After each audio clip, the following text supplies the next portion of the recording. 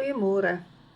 Vanoggend gaan ons bietjie kyk na die wonde waar Jesus gespot is, want elkeen van ons het seker al iewerste in ons lewe deurgeloop, deur waar gespot was met jou, dat jy 'n kind van God is, of met jou voorkoms gespot is, of dalk net met jou ideale en jou drome. So ek vertrou regtig dat die Heilige Gees deur ons sal beweeg, en ons sal aanraak in daardie plekke waar ons dit so nodig het, daar waar nog daardie seer is, wat ons dalk nie eens elke dag bewus is van waar ons gespot is en verkleineer is nie. So kom ons bid, en ons vertrou dat Heilige Gees ons gaan aanraak. Here, baie dankie dat U ons God is. Heilige Gees, dankie dat U binnekant in ons bly, dat U die vertrooster is. Here, my gebed is dat tydens hierdie uitsending U in mense se harte sal werk, hulle sal aanraak. Here, hulle gedagtes sal aanraak, hulle sal help om te vergewe. En ook die spotters, Here, sal help om te verander. Here, want ons kan so maklik sê, ek joke net of ek spot net oor iets, maar eintlik besef ons nie hoe diep seer dit die ander persoon maak nie. So help asseblief, Here, as die woord van U uitgaan, Here, om verandering te bring in harte wat seer is, maar ook in harte wat hard is om die spot te dryf. Dankie, Here, daarvoor. Amen. Nou die verhaal van die intog, waar Jesus dan op die donkie Jerusalem ingery het, is vir elkeen baie bekend. En dan dink ons daaraan hoe hulle klere uitgetrek, dit voor Jesus neergegooi, uitgeroep tot hom Hosanna, dat hy die erekoning is, om net amper, kan jy sê, die volgende dag met hom die spot te dryf, omdat hy nie in hulle prentjie pas nie. So dit was een van die hoogtepunte, en soos wat hy ingery het, het dit letterlik naderhand die laagtepunt in Jerusalem van sy lewe geraak. So in Matteus 27 gaan ons kyk na 'n paar verse. Hulle het Jesus bespot deur voor hom te buig en te sê, ons groet U, koning van die Jode. Toe trek hulle Jesus 'n pers mantel aan, hulle vleg 'n doringkroon en hulle bespot hom as koning. Nadat hulle hom klaar gespot het, trek hulle die mantel uit, en bokant sy kop het hulle die aanklag teen hom gegee. Dit is Jesus, die koning van die Jode. Die mense wat daar verbygeloop het, het Jesus gelaster. Hulle het die kop geskud en gesê, jy wat die tempel afbreek en in 3 dae opbou, red jouself as jy die seun van God is en kom van die kruis af. Net so het priesterhoofde saam met skrifgeleerdes, familiehoofde ook gespot. Ja, ander het jy gered, maar jouself kan jy nie red nie. Hy is mos die koning van Israel, laat hy van die kruis afkom en ons sal in hom glo. Op dieselfde manier het die rowers wat saam met hom gekruisig was, aan die linkerkant hom ook beledig. En so verander het die hoogtepunt waar hulle Jesus vereer het in 'n laagtepunt waar hy so bespot is. Nou ons almal is seker een of ander keer in ons lewe gespot. Die interessante ding van spot, of soos wat die Engelse dit sê, om iemand te mock, is gewoonlik dat 'n ware eienskap van hierdie persoon of situasie absurd of snaaks of 'n grap van gemaak word. So word baie mense baie keer gespot oor hulle voorkoms, en is daar selfs mense wat vandag volwassenes is en wat luister na die uitsending, wat nog steeds seer het, as 'n klein kindjie wat gespot is. Soos groot ore wat gesê het, DStv skottels, jy het seker goeie opvangs, of mense wat 'n plat kop het, om te sê dit is seker 'n goeie kantoortafel, of 'n plat neus, 'n rubberstempel, of mense wat sproete het, of hulle met 'n sif gegooi is en modder, en so het soveel goed net seer gemaak.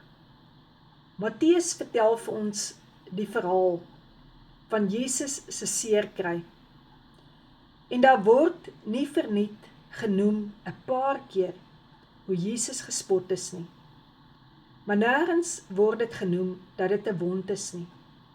Maar as jy emosioneel kyk na wat spottery naderhand die oorsaak van is dat so 'n persoon mekaar krenk en mekaar gedruk word met hierdie woorde, verkleineer word en dat dit eintlik seer maak. So ons is geneig om net vas te kyk in die kruisiging, maar ons sien nie die wonde wat Jesus van gepraat het, wat hy gedra het, sodat ons genees kan word nie. So het hierdie klomp soldate rondom Jesus kom staan om hom te spot. Hulle het dan kamma voor hom neergebuig en hom as 'n koning gegroet, spottenderwys.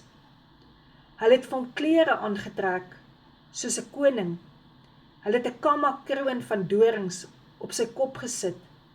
En buite die straat het mense hulle kop geskit, hom gespot en op hom gespoeg. En dit is heeltemal in kontras met waar Jesus met die intog in Jerusalem op die donkie so vereer is. Maar baie interessant, dat waaroor Jesus gespot was, waar was. Hy is die koning van die Jode, maar ook nie net van die Jode nie, van die hele wêreld. Openbaring 14 vers 14 sê, hy dra 'n kroon en hy het koninklike klere. Matteus 19:28, hy sit op 'n troon, waar hy 'n scepter het om te oordeel. Hy het 'n hele leermag engele tot sy beskikking. Al die mag behoort aan hom. Maar wat doen hierdie soldate? Hulle spot hom daaroor. Hulle glo hom nie, of hulle glo nie in hom nie. Hulle dryf die spot met hom, omdat hy op daardie oomblik so magteloos gelyk het. En dit is spesifiek wat spotters doen. Dit word gebruik om jou in 'n hoek te dryf, waar jy magteloos is. Ek dink aan soveel kinders wat gespot word op skool deur boelies, dat daardie persone naderhand net in 'n hoekie wil gaan wegkruip, nie skool toe gaan nie. Maar weet jy, dit is nie net beperk tot kinders nie. Daar is soveel volwassenes, 'n man en 'n vrou, wat goedjies van mekaar sê, daardie klein steekies vir mekaar gee, so bietjie spot met mekaar, en as dit naderhand in 'n emosionele geveg beland, dan word daar gesê, ek het net gejoke met jou, maar tog het die ander een reeds seer gekry. En dit is hoekom dit genoem word, dat Jesus gespot is, want daarin is wonde, wat ek en jy van genees kan word. Jesus kon van daardie kruis afgeklim het. Onthou net, dit is nie die Romeinse soldate se spykers wat Jesus aan daardie kruis kon vashou nie. Hy is almagtig, die seun van God gewees. Hy kon enige oomblik elke een wat daar om hom staan en hom spot, in een oomblik vernietig het, dat hy op een oomblik almal kon laat dood neerslaan het en in die hel laat beland het. Maar as Jesus van daardie kruis afgeklim het, dan is dit juis wat die spotters wou gehad het, hy moet doen. Dit is hoe die vyand te werk wou gaan, om Jesus so te ontstel, dat hy nie daardie kruis kon verdra nie. Dit was om Jesus uit te daag, om homself te red. Hulle wou nie die wonderwerk sien. Hulle wou nie gesien het, dat Jesus die Messias is nie, die redder is nie. Hulle kon nie dit waarneem nie. En wat hulle nie besef het nie is, Jesus hoef nie homself te gered het nie. Hy het juis daar gehang, al hy spot verdra, sodat hy elkeen kan red, wat verlore is, wie in hom glo, dat hulle die ewige lewe kan hê. En terwyl die koning in die oë van die wêreld 'n magtelose bespotting is, het hy die dood oorwin, het hy sonde oorwin. Sy koningsheerskappy was oor lewe en dood. En in alles wat op Jesus se lydensweg gebeur het, hoe vreemd, hoe ontstellend, hoe vernederend dit was God ten volle in beheer, elke oomblik. Was Jesus nog die koning, nie net van die Jode gewees nie, maar van alle konings. Vandag nog spot mense met Jesus, spot hulle met sy wederkoms, gebruik sy naam ydelik, spot daarmee, staan nog steeds langs die pad en skud hulle kop, glo nog steeds nie, dat Jesus regtig God se seun is en dat hy gekom het nie. En ons sal ook in mekaar se lewens dit kan raak sien, of ons spot oor met wat Jesus vir ons aan die kruis oorwin het. Want dit is 'n fyn lyn om te spot en om geloof te kan hê. Jy kan spot met die feite, of kan jy die feite glo? Jy kan glo, hy is koning, of spot oor die feit dat hy 'n koning is. Maar voordat ons vingers na ander mense, Christene wys, kan ons self ook soos die soldate om kamma dien. Soveel van ons dien hom net wanneer dit ons pas, dat hy ook maar net moet lyk soos die prentjie, hoe ons wil hê, hy moet lyk. Dit is juis waarvoor ons as kinders van God aangekla word, waaroor ons gespot word, dat ons met die Bybel onder die arm loop, dat ons sit in die voorste gestoeltes van die kerkbanke, omdat mense in ons lewe baie keer die veroordeling ervaar, of nie regtig kan sien, dat ons kind van God is nie. Bespotting kan erge emosionele wonde veroorsaak.